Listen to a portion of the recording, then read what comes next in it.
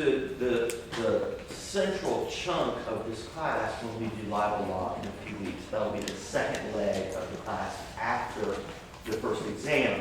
And all of the stuff that they're talking about in this documentary will be a central part of our discussion. So now, here's the proposal and the vote.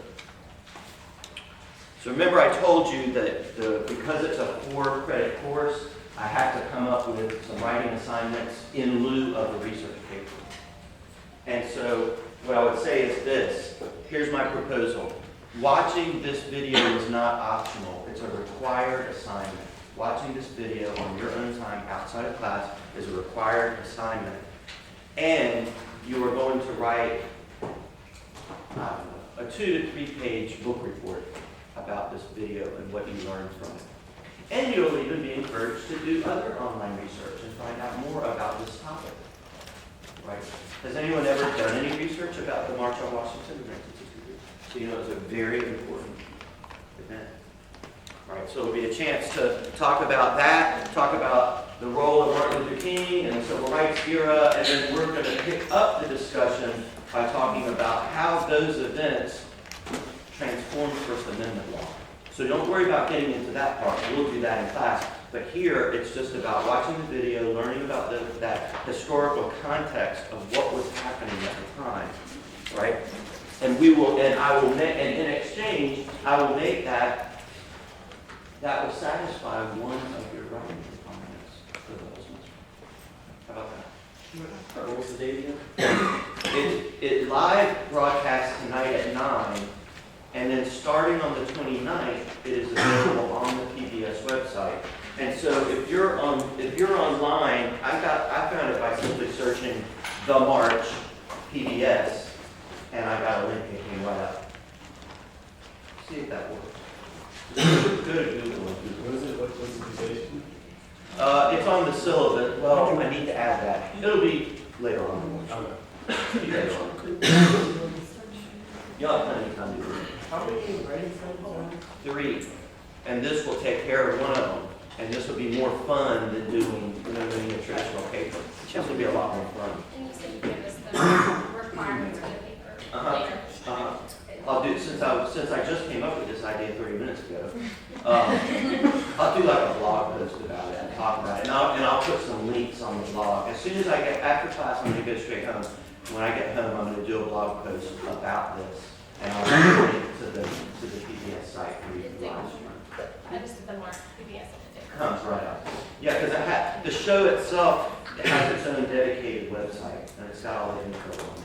So anyway, I'll put the links up for you. So how about that? That'll just, we can check that off. That'll be one of our links. So you said we could do that as opposed to what?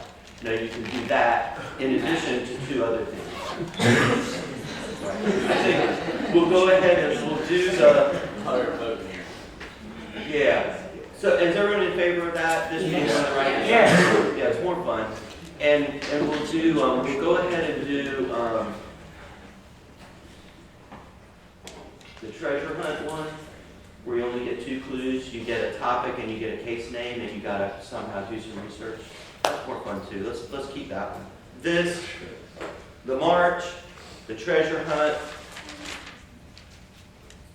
and the Lil Lit Review, because it's only 3 pages, where you tell me about 10 journal articles that you found that are about this topic that you did in the treasure hunt. Okay, good. So that's that. So let's do this.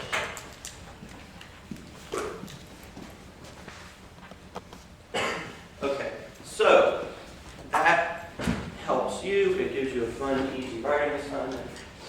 And I really do. Y'all may think this is a great classroom and these cushy lazy boy chairs provided by the Lazy Boy Foundation, but it's not. It's a terrible classroom to teach in. I really hate teaching in here. So either starting after the break or starting with the next class, I want everybody to sit on these first rows, right? I mean, because even that's too far. Like Mr. Hop, let me take a shot at your name. It's not Hoffenpfeffer, which is peppered rabbit. Hostendorfer. Herman's book. permanent square foot, okay? Like, because the other day I had told everybody, nobody sit on the back row because it's too far. But now I even feel like that row is too far back, right? And because remember, we've got these, that's 1, 2, 3, 4, 5, that's 10 seats right there just on the first two. And how many? 1, 2, 3, 4, 5, 6, 7, 8, 9, 10.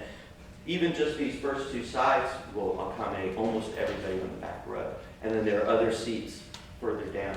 So I want everybody on the first 1, 2, 3 rows, right? And we can do that either after the break today or starting on Thursday. It would just help me a lot. The reason is because this room is too dark and I can't see your eyes. I can't make good eye, that's helpful.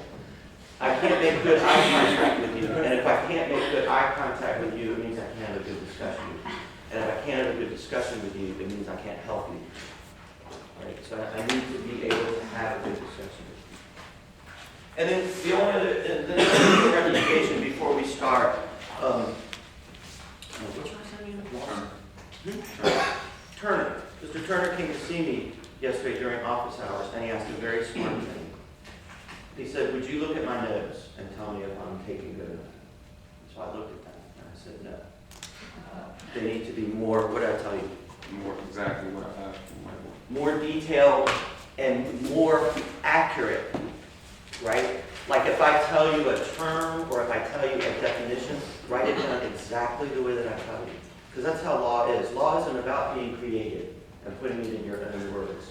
Law is about you regurgitate it back to me exactly the way that I tell you.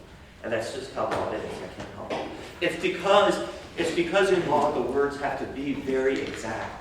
Right? We talked about that a little bit. It's about being exact. So a lot of times you'll hear me say something exactly the same way over and over and over again, because that's just how law is.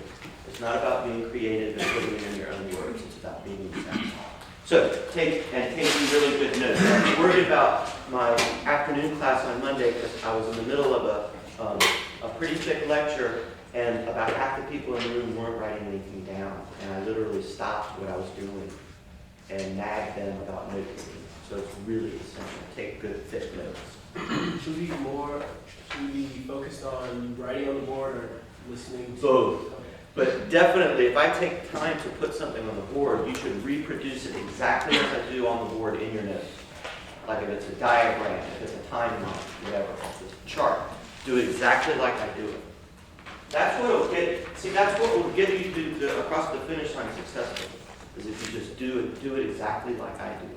Just imitate me. Because that's what law is about, really, when you're first starting out. You're imitating the way lawyers talk about law. You're imitating the way judges talk about law, because you're learning a new language.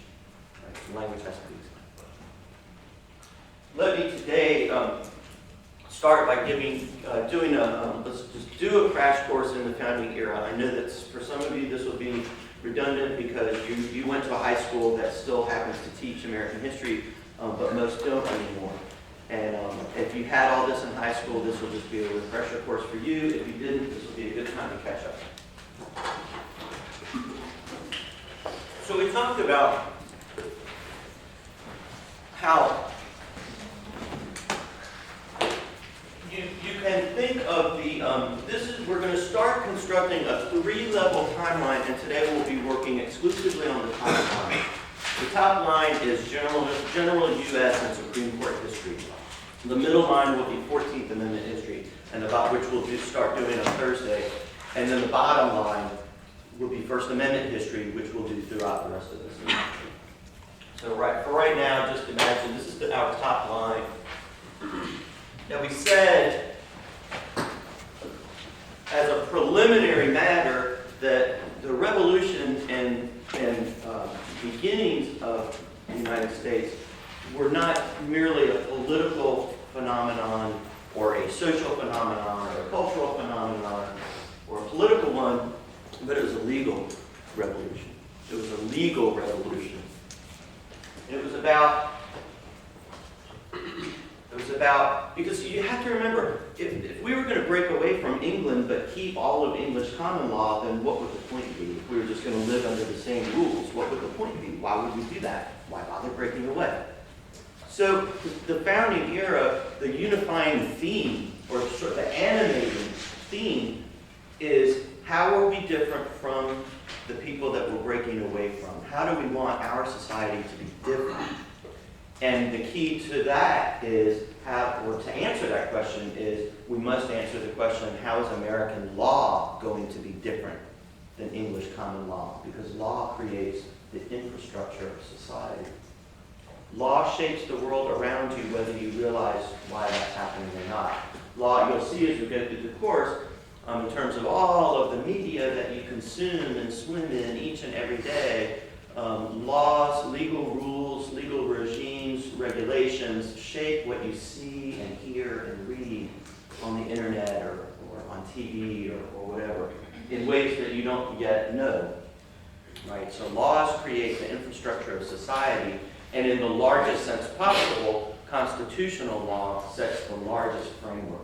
So that was the question at the beginning, is what is the framework going to look like? What's it going to be like?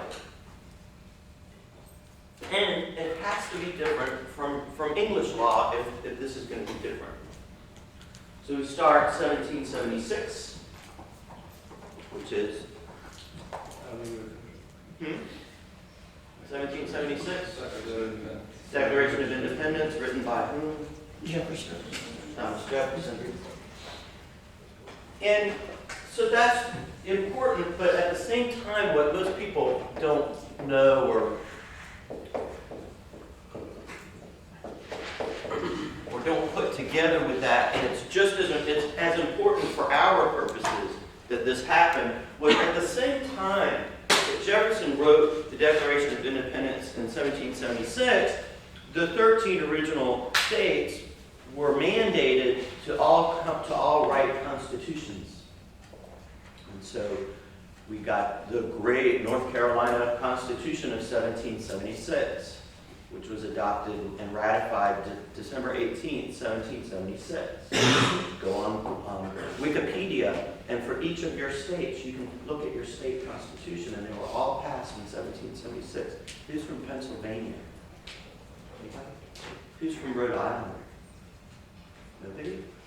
They have a great constitution. North Carolina has a good one too. So what we can just observe here is the state constitutions were all written. And notice, long before the United States Constitution. Long before. So it really was the states, right? It's the states who were the pioneers. It's the states who were pioneering and experimenting with all of these new ideas. So as part of the argument for state supremacy versus national supremacy, that kind of states were the political, testing ground or proving ground first? The states are the incubators of innovation, is the idea. And in this case, it happens to be very accurate. So the states pioneered writing constitutions. I mentioned Pennsylvania and Rhode Island because they have particularly good ones with features that I admire. I like the North Carolina Constitution too. And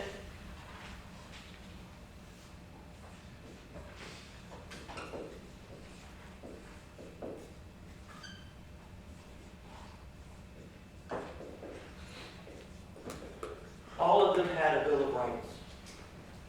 Sometimes they think different things, like a statement of rights, whatever. And the way the original structure was you had the statement of rights or the Bill of Rights first, then the Constitution second. That's the precedent that the state set. What's the difference between those two things? Think of it this way. The Bill of Rights or the statement of rights works at a macro level. They're very broad statements. We believe in freedom of speech. All of the Bill of Rights in the original state constitutions had a speech clause. 8 out of the 13 even called for freedom of the press. All of them called, of course, what freedom do you think was important to all of them? Freedom of religion. So there's a Bill of Rights that is a broad statement of values and rights that shall belong to the people that the government can't violate. Then the Constitution works more at a micro level. It's the nuts and bolts, nitty-gritty stuff. We shall have 3 co-equal branches of government. That was new. So many things that were new. The idea, the very idea to say, think of the British system more like a pyramid. And you should be taking notes. You should be taking notes. You should be taking notes. Everybody should be taking notes. Think about the British system as a pyramid. You've got the king at the top. He's superior to everything else in government. That's exactly what we didn't want. We didn't want any one person. We didn't want any one department to be above everything else. So this is a very new idea. Everything in the government is going to be equal. We're going to have a legislative branch, an executive branch, but no king, and a judiciary, and they're all going to police each other and make sure that no one branch becomes too powerful, and that above all, it's about guarding. The most dangerous branch is the executive branch in the eyes of the founding father. They don't want the president or the office of the president to become anything that even remotely resembles a king, an all-powerful king. For example, a president who can then involve the United States militarily in an unrelated civil war in Syria, right, without the other branches of government having a say in it. Who does the Constitution give the power to take the country to war? Congress. Congress. It's in Article 1. Why is Article 1, which is the very first chapter of the Constitution, all about Congress? Because they wanted a group that represents the people of the country to have the most say or have the first say. Right, because if the founders wanted to emphasize Congress and downplay the presidency, they don't want anything to... So that part of the Constitution is the longest and the most detailed part of the Constitution is all about what the legislative branch gets to do, because the legislative branch is the one that is closest to the people and in most direct contact with the people. Right? That's why they didn't put the president first, because they didn't think of the president as first. They thought Congress is first. Then Article 2 lays out the duties and responsibilities of the president, and one of them is not that he gets to make a decision like that alone, although he is about to do it. It's a story you need to be following in the news. Another way, so as yet another elegant check and balance built into the system, they're being the pioneers. They're coming up with all these ideas about the checks and balances. You give the Congress control of the decisions about the use of the military, and you take that decision away from the president. Beautiful check and balance, classic example. And again, to take this a step further, what Mr. Ralston says a step further, it's to emphasize this key point. And this is also new. This is what's radical. This is the most radical thing, in fact, that they did, that they pioneered. All of the state constitutions include this statement or something close to this. The North Carolina Constitution is the very first thing they say. The government gets its authority only through the consent of the government. That was a radical idea then, and in some countries it's still a radical idea. Do you think that the authority of the Chinese government, do you think that they get their authority from the people in China? No, because they shoot them if they don't like them. Exactly. So it was a very radical idea then. Did you say the government gets its authority from the people? Only through the consent of the government. Only through the consent of the people, if you want to say people. Yeah. You can substitute the word people, that's fine. But that was a very radical idea then, because think about the most prevalent model of government in the world at that point was what type of government? A monarchy. Right? Think about how this also ties into the founders' beliefs or thinking about religion and how religion should be treated. The government should not be involved in religion. So the idea of having a king or a queen who says, I was chosen by God, and that's why you must obey me. The founding fathers found this idea, for one thing, repulsive, and for two, stupid. Right? How stupid. Why should we base a government on some superstitious old way of thinking? That king, that queen, they're not appointed by God. That had nothing to do with it. Probably brute force had a lot to do with how those people came to be in power, but God certainly didn't. The idea that God would be involved in government in any way was repugnant to them, right?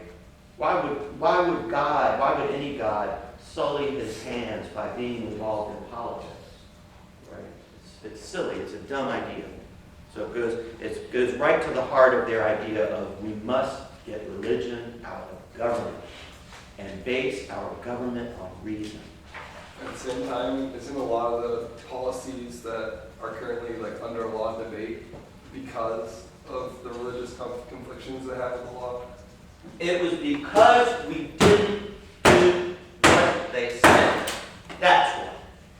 And it has created more than 200 years of problems. Because if we had simply followed their instructions and kept religion out of politics, out of government, we wouldn't have democracy. Right? But these are the pioneering people who are coming up with these great ideas all this long time ago. And if we had simply followed their instructions, we wouldn't be in this pickle. So why aren't the checks and balances working now with the whole thing in Syria? Why do you think? Because they're not listening to them? They're not listening to whom? Like, founding fathers. Well, that's for one thing. For one thing, they're not taking the Constitution seriously. And they're ignoring what the Constitution says. Do you think, let me ask you this, as this debate rages on, do you think Congress will actually perform its constitutional duty and have a debate and a vote about whether to involve us in Syria? Hopefully. Hopefully, because that's what the Constitution tells them they must do. But will they do it? Why do you think they won't do it? Because most U.S. citizens are unaware of their rights. We don't know how the law works. Because a lot of people are too ignorant of the way our constitutional system works to even know that Congress is supposed to do that. And so they know they won't be held accountable. Good. Wow. Why won't they debate it? Because a lot of times when they debate, they don't actually accomplish very much. It just kind of, they need to be able to make decisions faster in order to keep up with what's actually going on in the world. But the Constitution doesn't say anything about Congress to simply let the president decide because it's faster. You know? But you're right.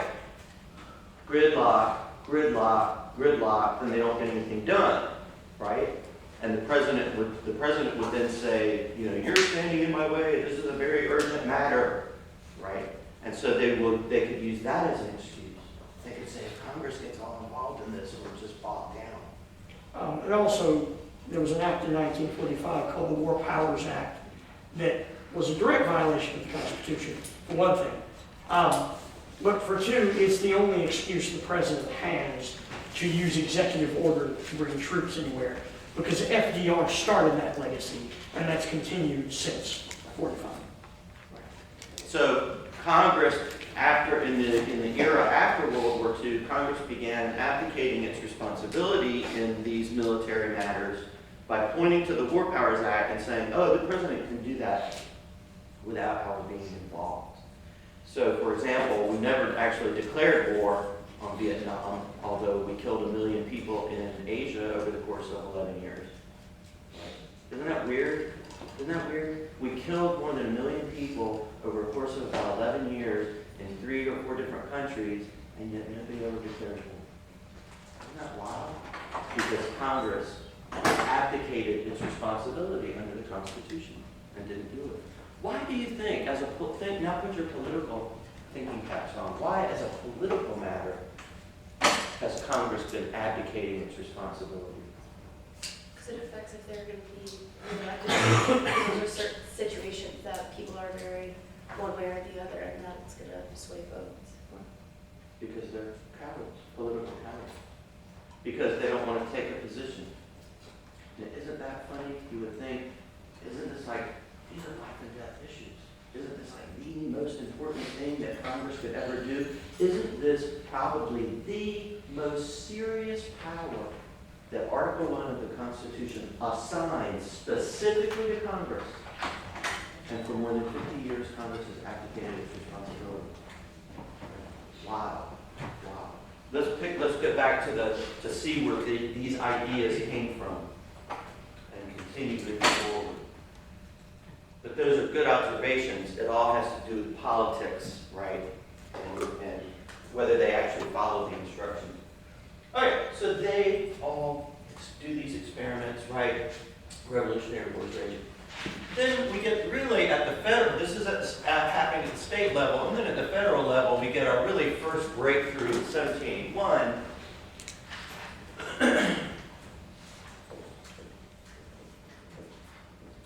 What are the Articles of Confederation?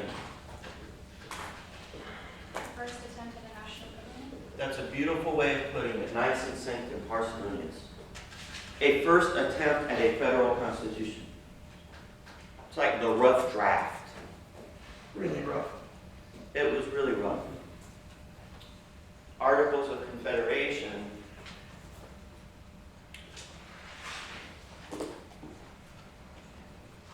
And the way to visualize that, this is an important way to visualize that.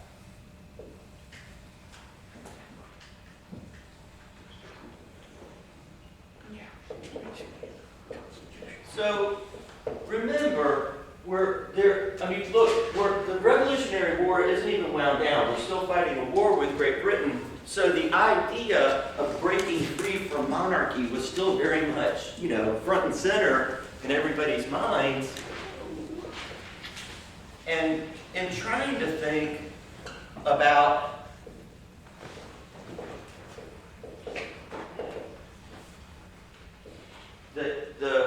how we wanted, this is all about a constitution. You need to start by thinking of the word constitution, not with a capital C like one document. Start to think right now just with a lowercase. What they're asking is, what is the constitution of the government going to be? Or to just reword it a different way, how is the government going to be constituted?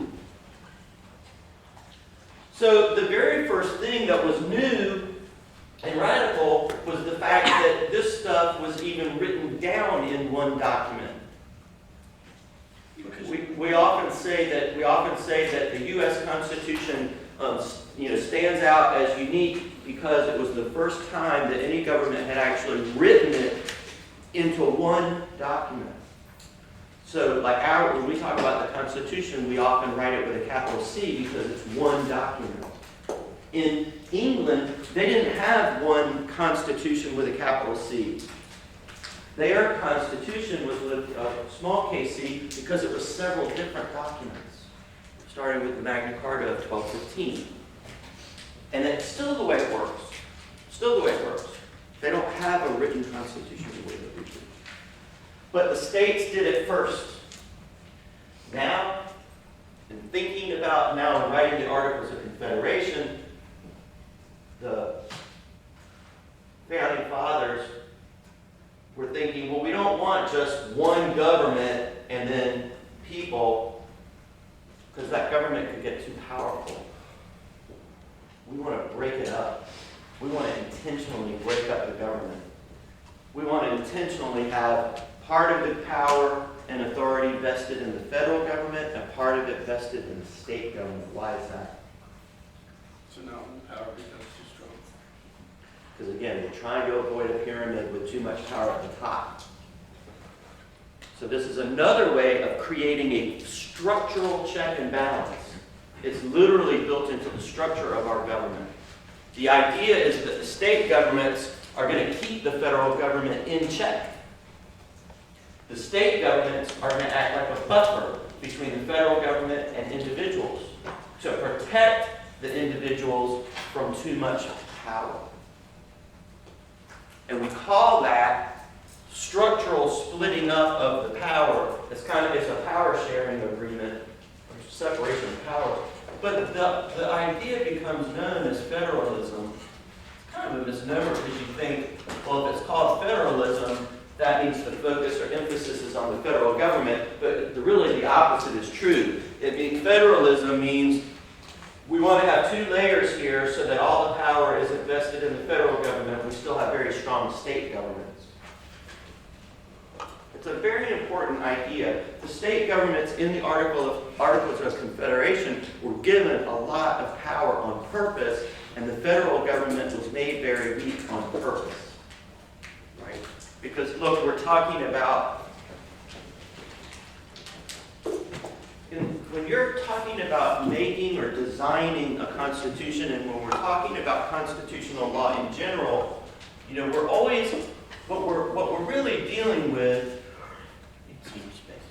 what we're really dealing with here is in the social sciences, we always ask WITRB.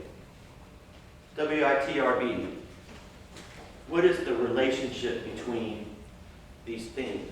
And in constitutional law, what we're concerned with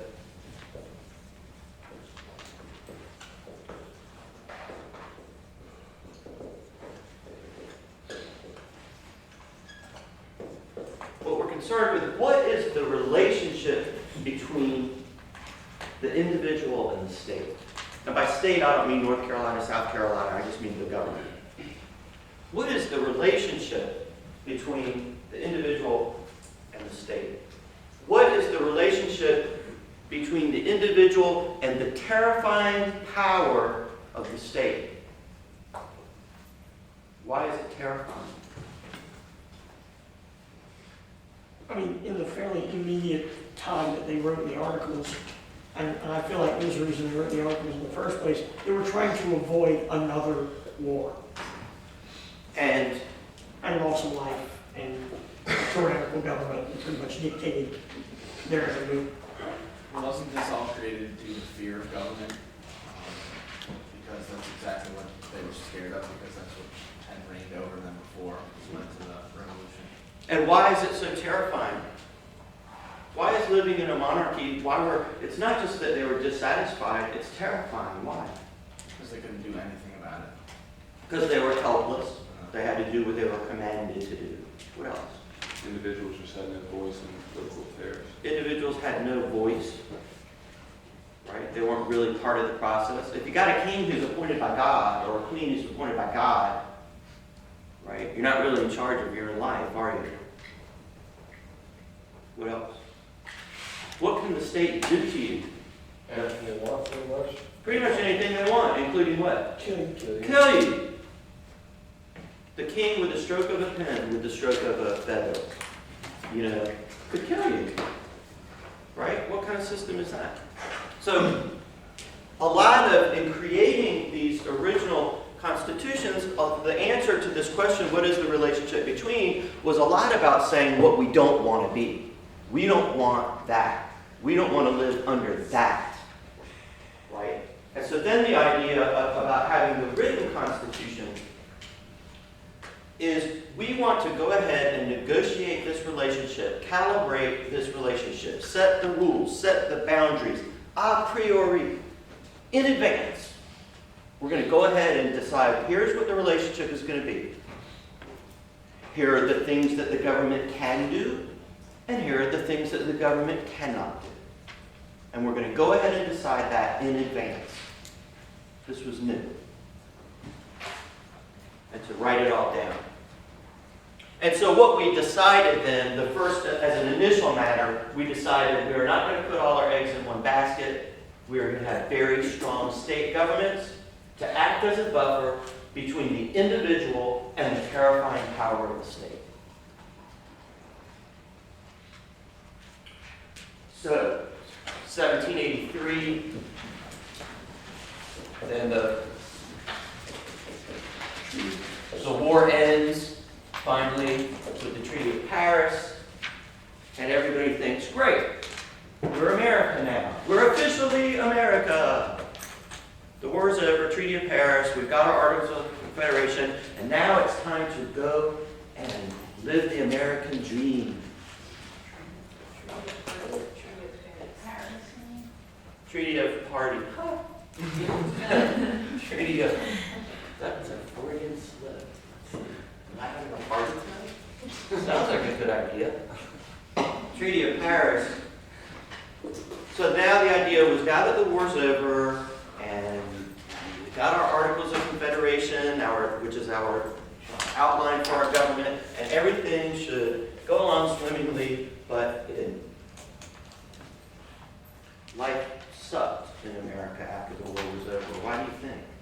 That. Debt. Debt. So we racked up all these debts. Plus, we plunged into a series of recessions. After that, the states were fighting like cats in a sack. What the problem was, the economic system was not working. It was not working. And it was because in the Articles of Confederation, what you could almost say is that they did too good a job. They made the federal government too weak to be able to effectively manage the economy. And so the economy was in the toilet for a long time. Because the federal government couldn't tax anybody. Part of it, no taxing power. The states were in charge of their own currency. I wish we could do that again. Anyway. So, they knew something was wrong. They knew that they were going to have to adjust the Articles of Confederation.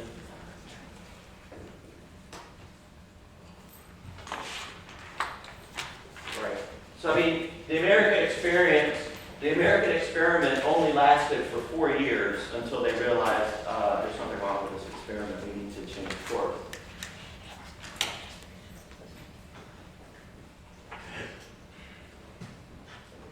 And so we get the Constitutional Convention in Philadelphia, started in 1787, and the idea was, let's just rework the Articles of Confederation.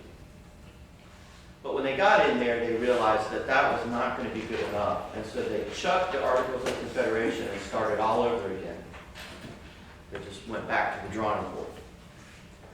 And this is when they wrote the Constitution. Now, the thing was, it was a very, very difficult negotiation process.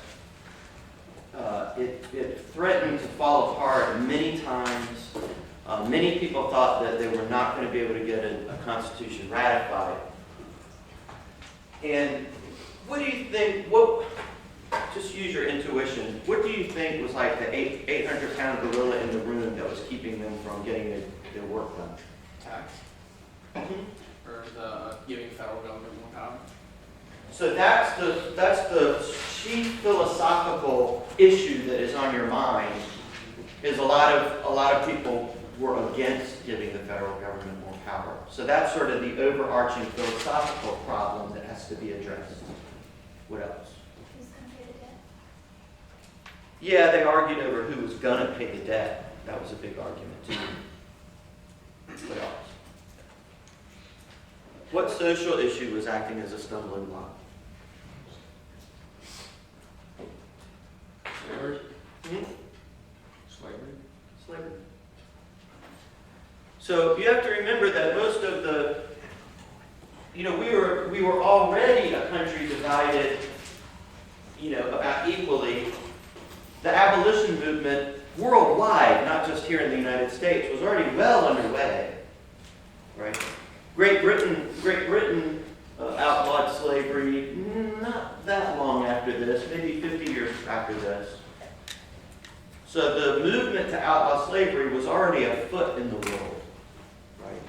And so here we see, first of many, many examples where the issue of race in America, we could tell the whole story of constitutional law by telling the story of race in America, because at key moments, the issue of race in America becomes front and center in the discussion, and as often as not, changes the direction of constitutional law in pretty significant ways.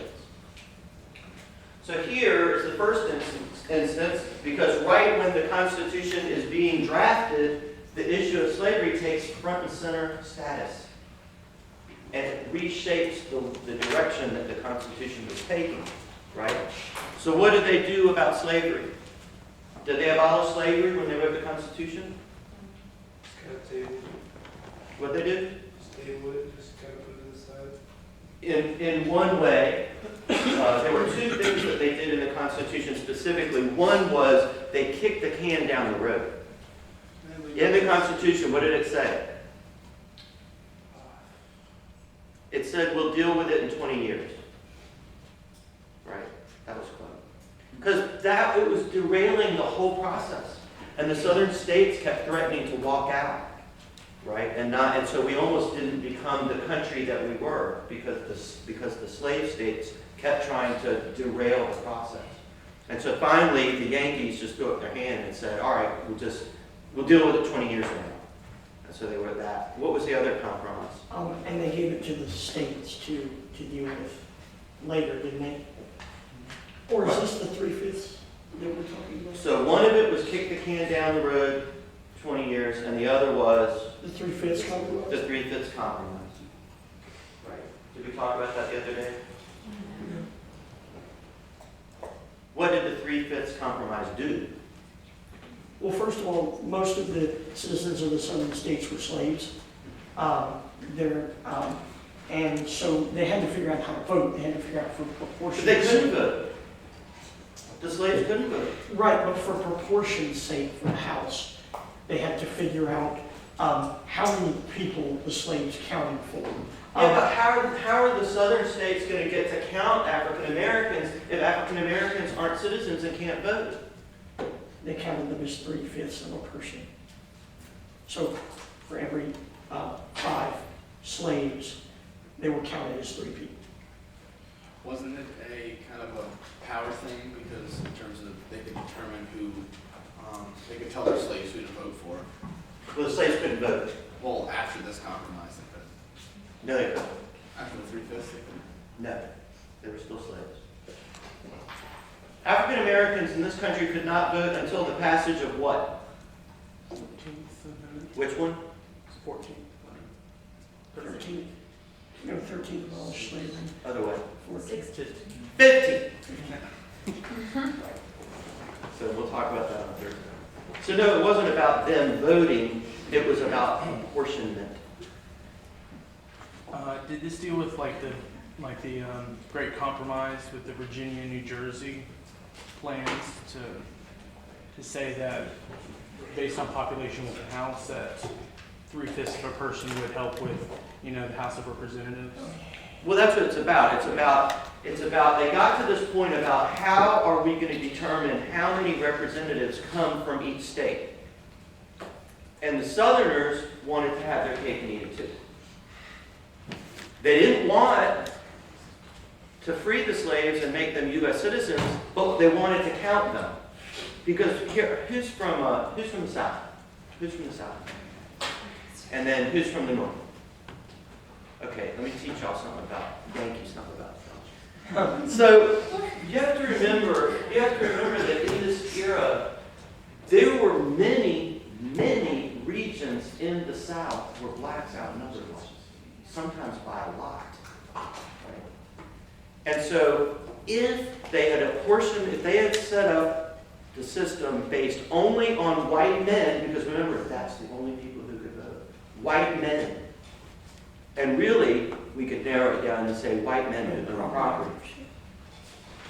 Right? We the people was a really small group of people at that point. And it didn't include a lot of people. So, but if they had seated a House of Representatives based only on white property-holding men who actually had the franchise, who actually had the vote, all of those southern states would have very few representatives, and they would have been completely outmatched in the House by the northern states. So that was the problem for the southern states. So they wanted to have their cake and eat it too. And they basically held the convention hostage and said, you must do this or we're walking out. We're not going to ratify it, whatever. So they got those two compromises. So things finally progressed. They sent the Constitution out to the states for ratification. Oh, and they also had to do another thing. Who's from North Carolina? And who's from Rhode Island? Rhode Island, here's another stumbling block. Rhode Island actually was so pissed off that they refused to send anybody. They didn't send any delegates to the convention. North Carolina was so pissed off that when its delegates got back home and the Constitution came to North Carolina for ratification, North Carolina refused to ratify. Rhode Island did too. And then you think, well, wait a minute, how did we get a constitution then? Because the people at the convention were smart enough to know that they were afraid that they wouldn't get a unanimous vote. And so they said, what did they say? How many states had to ratify? No, Yeah, 3/4 had to ratify, and it was good enough. So North Carolina and Rhode Island didn't ratify it until much later. Well, 2.5 years later. So 1789, enough states ratified.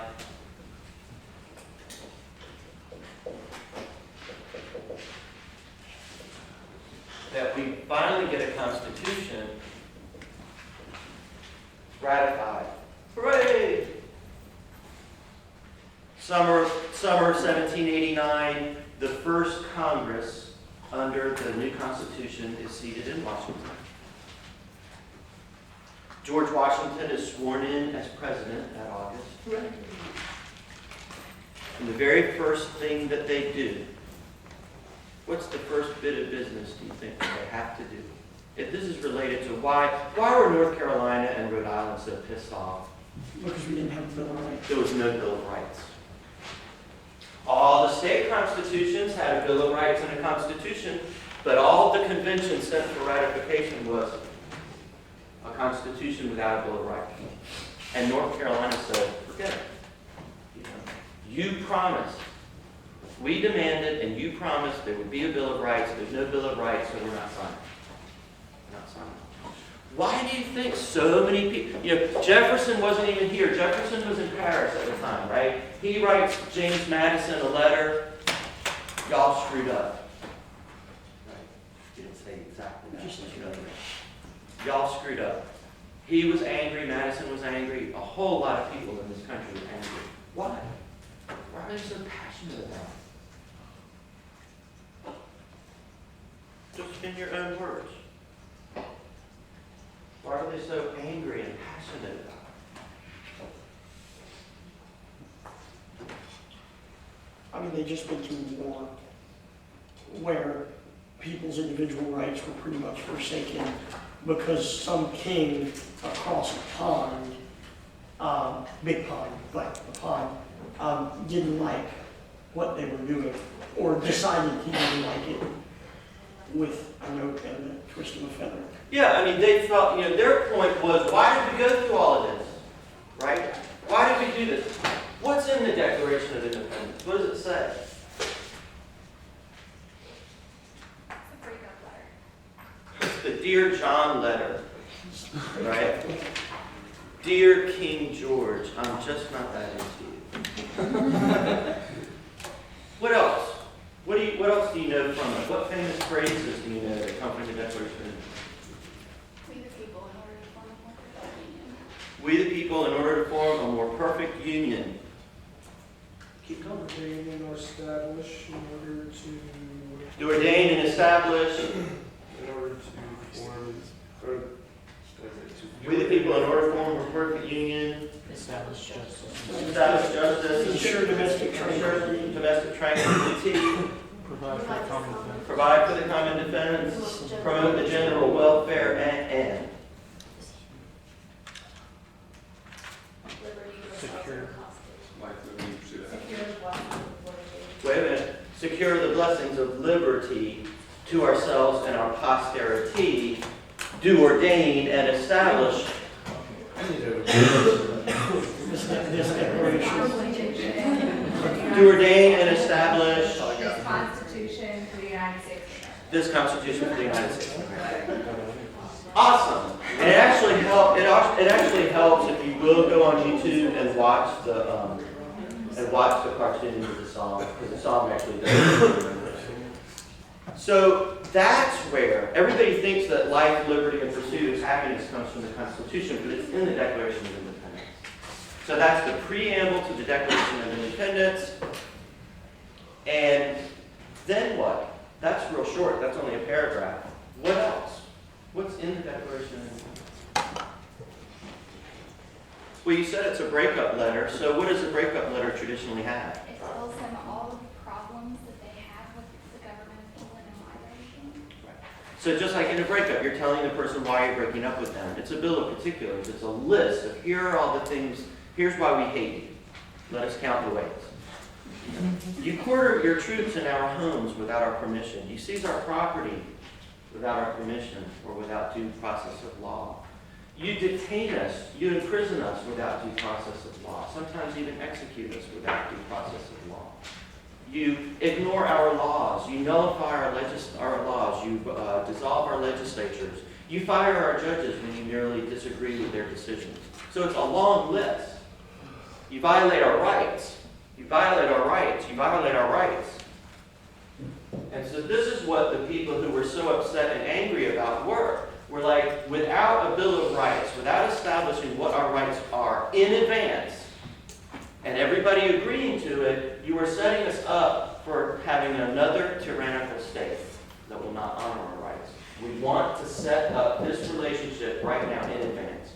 So Congress comes in, the very first thing that they do is they set to work on creating this much-needed Bill of Rights. So what took someone to do it in the first place? Like, why did they realize that people were going to be upset about it? Because at that point, the work of the convention, they were barely able to agree on a constitution, right? And there were 35 people signed on to that constitution, and they were lucky they got that many. They were barely able to get it out the door and out to the states, right? And so they knew that if they stopped and then tried to get some agreement on the Bill of Rights, it was going to be yet another long, protracted fight, right? So they just took the risk because they knew they only needed 3/4 of the votes of the states to ratify. So they come back, they start work. Do we need to take a short break now? Everybody ready? We're 1 hour in. Let's take a vote. Take a 5-minute break. Okay, let's take a 5-minute break.